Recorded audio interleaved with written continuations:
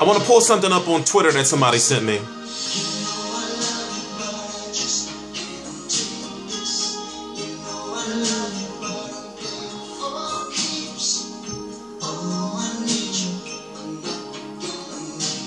The question we're going to have is, or what we're going to talk about today is, we're going to talk about Premier Boxing Champions. And we're going to talk about what Premier Boxing Champions has or has not done for the sport 1 year later. Remember, Premier Boxing Champions was announced about a year and a week ago, as far as we are right now, January the 30th, 2016.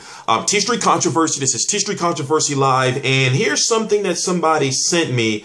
I don't know how they got a hold of it, but on the internet, I'm pretty much sure you can get a hold of this information. I'm going to read it to you. Waddle & Reed's investment of $82 million remaining of $521 million as of December 31st, 2015. Building off my last post, the quarter three results for mutual funds managed by Waddell & Reed that invested in Haymon acquisition cost initial value of combined investment $528 million. What does that mean? That means that when Premier Boxing Champions first started, they had just a little over $500 million to invest in Premier Boxing Champions. That's securing venues, that's promoting the fights, that's paying the boxers, that's, you know, sanctioning fees, etc., etc., etc., etc., etc. Market value combined investment, September 30th, 2015, $214 million. So more than half of that is gone within less than a year, if that's correct. Market value combined investment as of December 31st, 2015. It's now January the 30th, 2016. $82 million. You know, of course, there's some change there, but I'm just rounding the numbers off. To date, the investment made into Media Group Holding Sharing H, which invested in Haymon Boxing by the three Waddle & Reed funds, Ivy Asset Strategy, Ivy VIP Asset Strategy, Waddell & Reed Advisors Asset Strategy has lost 84% of its value. At that rate, the investment will be worth $0 by the end of February, which implies that Haymon Boxing will run out of funding at that time. What does that mean? I don't know.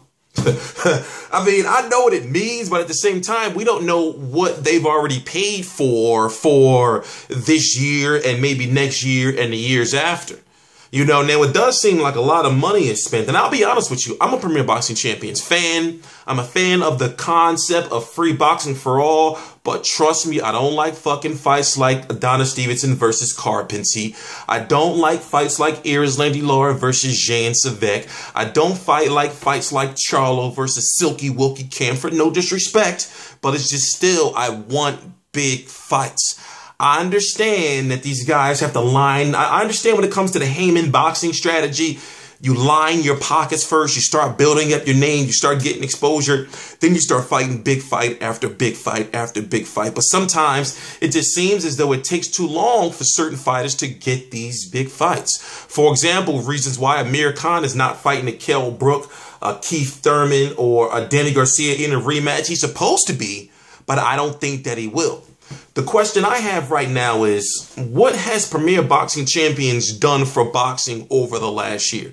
Now, they've created so many storylines, good storylines or bad storylines, when it comes to Haymon Boxing and PBC taking over boxing.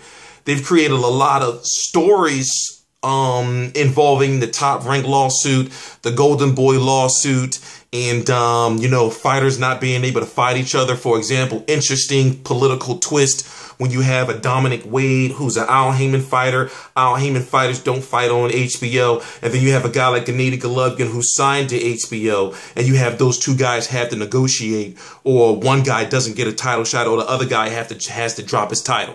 You get storylines like all of that, and you have to think and ask yourself, what is the end game for all of this? And how much money is being generated by PBC to be able to justify how much money is being spent? You got these guys making I mean, listen, I like growing up, I didn't hear about guys like Deontay Wilder making $1 million plus at this point in time in his career. You know, now I'm not saying fighters shouldn't be making this amount of money, because they should. I'm glad that these fighters are making as much money as they are, but you have to ask yourself, where's this money coming from? And when it comes to venues not being sold out, and when it comes to the ratings not doing so well, for example, Deontay Wilder versus Artur Szpilka did something like 500,000 views or something like that.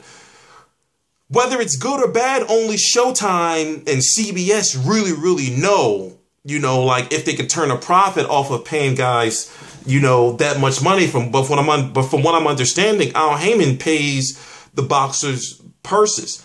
Showtime just gives him the time. You know, it's a confusing situation. But if there's one thing I want from PBC going forward, is I want better fights. Now, another thing that's going on that's kind of weird is you have Keith Thurman versus Sean Porter taking place on CBS, but it's not PBC on CBS. Is it because of PBC cutbacks? Is because, you know, when, for example, whatever happened to, remember the PBC's version of 24/7 or All Access? I forgot. PBC Corner to Corner. Whatever happened to Corner to Corner? Some cutbacks. Did you notice there's some PBC telecasts that don't even have commercial? I mean, don't even have like sponsors doing the commercials. You know, so I'm just wondering how long PBC is going to be around, and what's the ultimate goal for PBC, because right now it just seems as though that they're everywhere. Like, they're everywhere as far as they're always putting on fights, but the fights that they're putting on are PBC on Fox Sports 2, PBC on Bounce, you know, fights like that. They're not putting on like they're not putting on like championship caliber fights. What happened to PBC on ESPN? When was the last PBC on ESPN? That was Lara versus Jan Zavek. You know, they would play Friday night fights. You know, what happened to PBC on NBC having all these different dates? You know, what happened to that? We've been hearing so much about what was supposed to be happening and all this time that PBC has. What happened to PBC on BET? Wasn't we supposed to see that? What happened to PBC on ABC? And I'm starting to think, does PBC really have the star power to put these fighters into these primetime slots? For example, when it comes to the stars of Premier Boxing Champions, you have Adonis Stevenson, Andre Dirrell. I'm not going to go through all the names. Danny Garcia, Robert Guerrero, Keith Thurman, Sean Porter, Deontay Wilder, Adrian Broner, Lamont Peterson.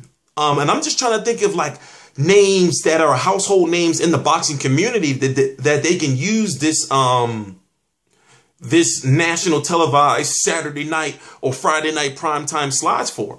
For example, another example is PBC on Spike TV is not supposed to be returning until April. When it comes to February, there's no PBC fights lined up. And I'm thinking, you have all this time, you can't put on a fight in February? They got Leo Santa Cruz versus Kiko Martinez, but that's on Showtime. So I'm thinking, why aren't guys like Andre Dirrell at this point in time fighting 3 times a year? Now, I understand he was supposed to have a fight. Something happened with Blake Capriello, whatever the case may be. But the point I'm trying to make is, I'm thinking these guys should be fighting 3 times a year, you know, to start making up this, you know, this gap that PBC is trying to fill. You know, if they want these guys to be nationally known and recognized, they got to be fighting. You know, what's the point of having, and another thing, what's the point of having Danny Garcia fighting on Fox one show and then fighting on NBC another show and then ESPN another show? Now, I understand he brings in good ratings and he kicks it off, but wouldn't you want NBC viewers to think like, oh, that guy's fighting on NBC again? You know, I mean, I don't know. The whole situation is confusing, but if it's true that they have $82 million left, it's like, well, how much did they spend and where did they spend? I mean, we know how much they spent, but where did they spend it at? You know, maybe that's just what, maybe they already spent everything they need to spend for the next 2 years. You don't know already. I mean, you don't know. But I don't know. I'm rambling a little bit. I'm T Street Controversy. This is T Street Controversy Live. it's just going to be interesting to see, you know, what PBC does in 2016, because with 2015, I mean, truth be told, I really wasn't impressed.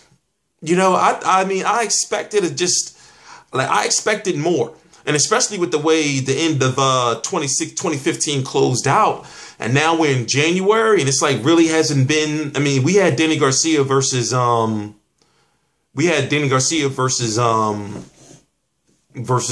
I done forgot Robert Carrero.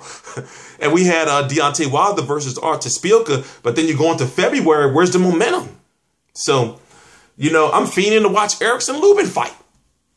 T-Street Controversy Live. Please subscribe.